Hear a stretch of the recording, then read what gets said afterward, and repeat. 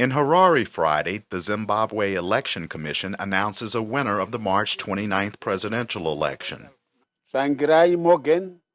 Opposition party leader Morgan Tsvangirai defeated President Robert Mugabe by about 4%, but he fell short of avoiding a runoff. A Zimbabwean official says President Robert Mugabe accepts his first-round election defeat and will take part in a runoff election, which the government announced would happen later. For weeks, Tsvangirai has claimed victory and called on President Mugabe to step down.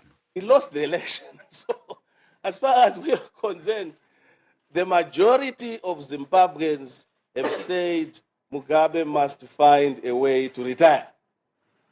And I hope those who are friendly to Mugabe will communicate this message, that old men go and have an honorable exit.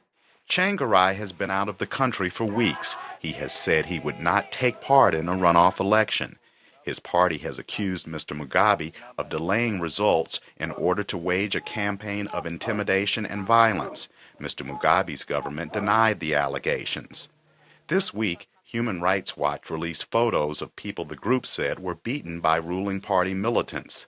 Tseke Kisembala is an African division researcher.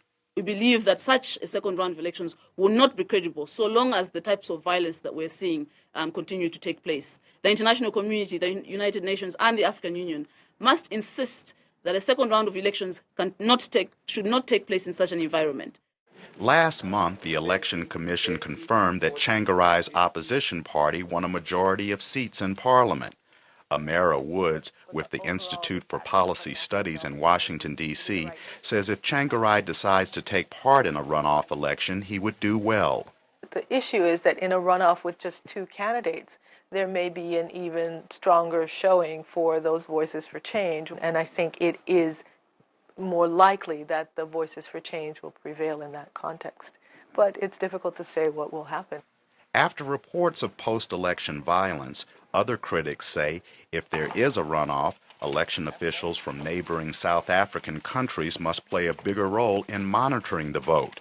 If Tsvangirai refuses to participate, Zimbabwe election officials say Mr. Mugabe will be declared the winner. Chris Simkins, VOA News, Washington.